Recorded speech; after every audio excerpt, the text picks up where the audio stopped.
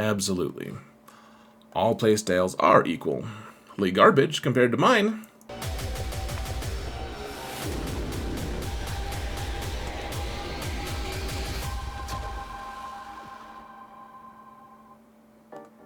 Hello everyone, and welcome to another episode of Xerath Prevails. Today I want to talk about 5 things that people should stop doing because it's a bad habit to be in this game, or that's bad advice. People follow bad advice, people form bad habits, they do stupid things. I mean, this might be a controversial one, guys. We'll see. I'm very interested to see that. Before we get all angry, though, I want to say thanks to everyone for to every one of my patrons for all your support. You guys are amazing. Truly appreciate every single one of you. I could not do what I do without you guys. And just a reminder, folks, if you want to support this channel for free, all you gotta do is hit that like button, subscribe, comment, help mount the algorithm. It's a good time to mount the algorithm. I think it's about that time to mount the frickin' thing. So let's get to it, folks. Let's get to the first one. And it's already immediately let's get tense.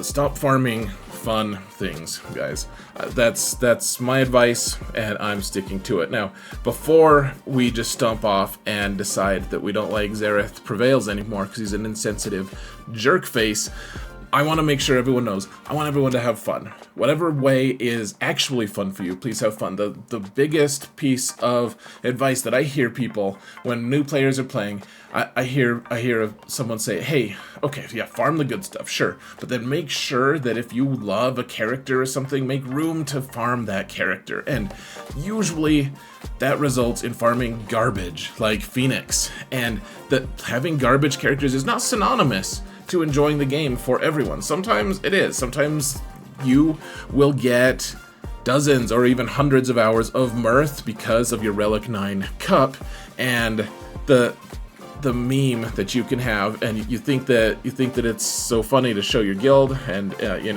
maybe that's what you love. Clearly it's not something I love or love people hitting me up with that meme either, but yeah, having fun isn't always the same thing as farming like the characters. Like someone likes Farm Boy Luke, don't tell him to go farm Boy Luke. He's not a good character, not right now. He's not required for hardly anything. I mean, I got this from Reddit. This person at 1.8 million GP got all the Phoenix characters, all the you can see how old the picture is because the relic levels are on the right hand side instead of the middle, but I don't think everyone would enjoy having the 7th best character on their roster at 1.8 be Chopper. I like Relic 5 Chopper, are you kidding me? What? Because what guild is going to let you in? What are you going to accomplish in the game? What are you going to be able to do? I'm not saying that you can't have fun doing this. I'm saying a lot of times you're going to get hurt by your choices of farming, following your heart to farm. Same with this rose thing. You guys can pause and look at this. I just thought this was funny. This was from a Reddit thread 4 months ago. No one wants to farm Rose. Still, they hate her.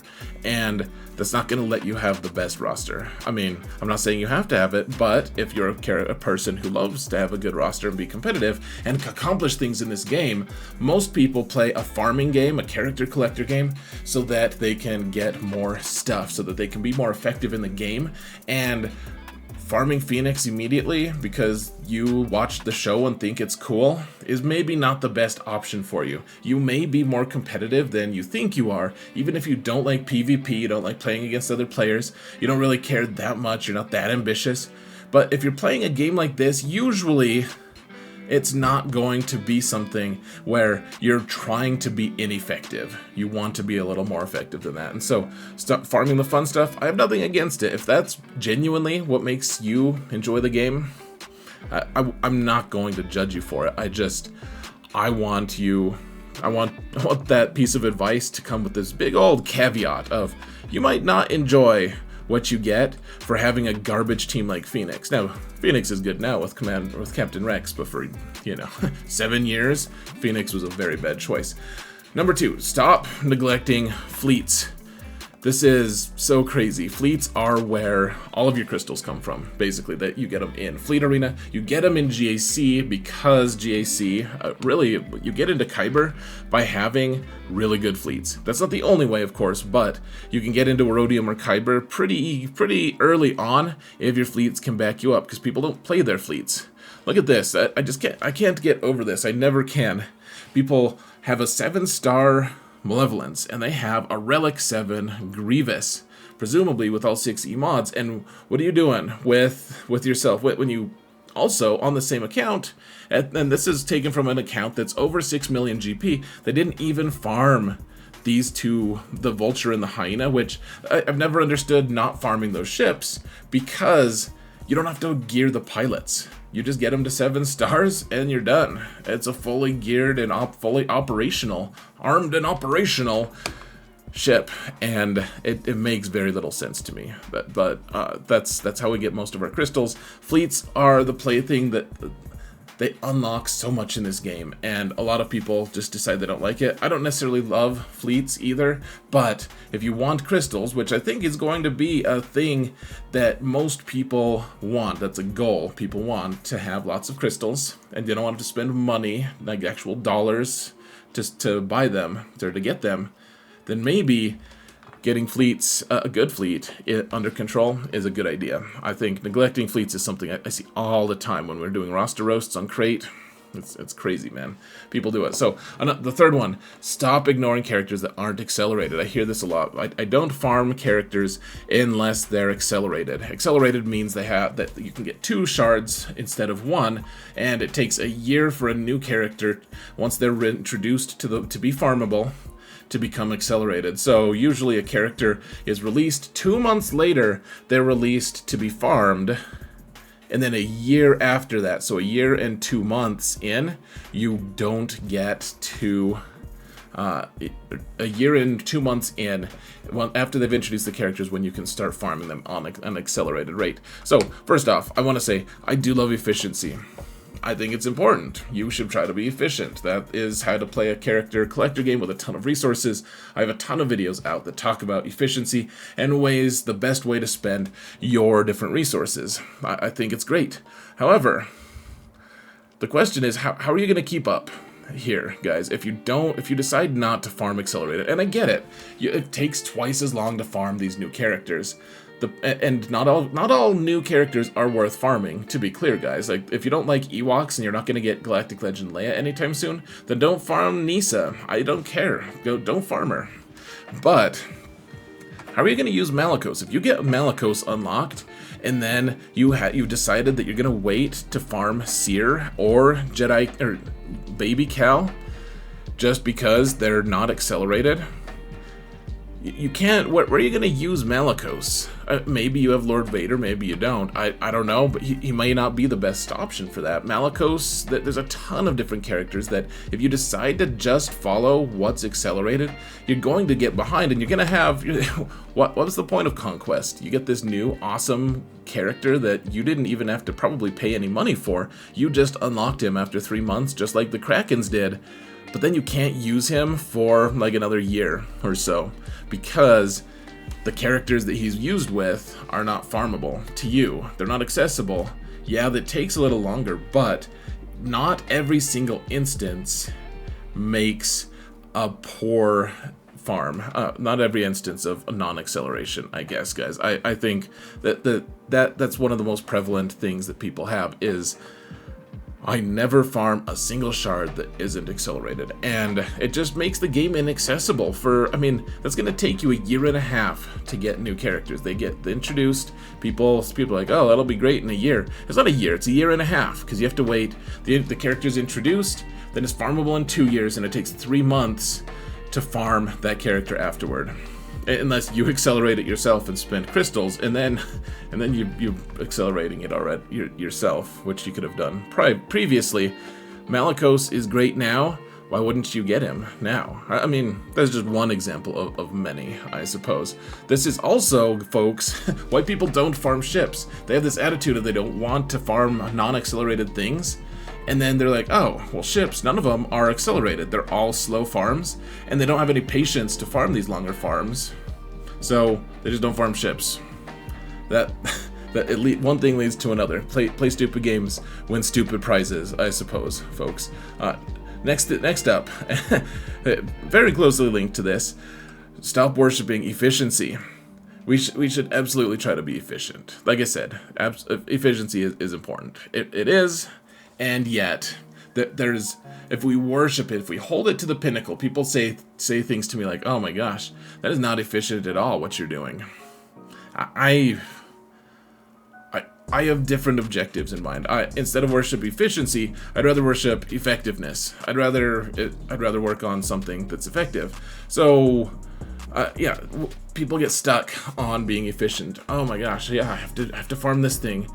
Well, okay, you have to farm this thing because it's the best bang for your buck. I get it, but what if you already have 1,000,000 of those things?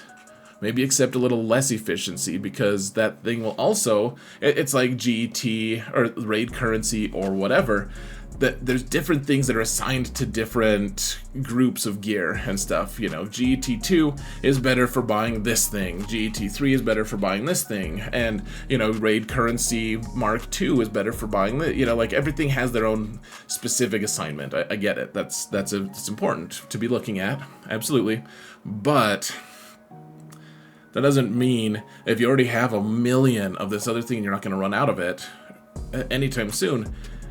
Why would you just keep buying it?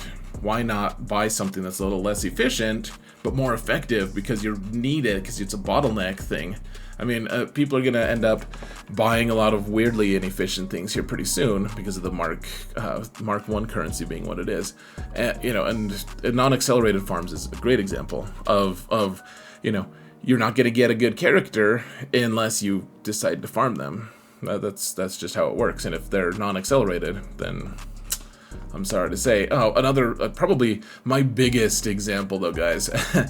Pardon the fat joke on Jabba, but if you didn't farm, if you're just now farming Jabba, because Boosh just became accelerated. Actually, they de-accelerated her, but now, that pretty soon they're going to fix it. I'm guessing next week they will. If they do, if you've just now started farming Boosh to get Jabba, then you're going to have to wait. You'll have waited for well over a year to unlock Jabba. And I know that some people just had to because of other reasons, but look at this. This is a Jabba only event. If you don't have Jabba, you don't get this. You get this twice every time the event comes up. It's a Smuggler's Run 2 rewards, and you get this twice every time. So you get 60 of the attenuator things. You get 40 of the yellow things on the top left. You get a full 6E mod for each of them. 2 6 fully mods. And you get that 3 times a month. You've already missed out on like 15 iterations of this.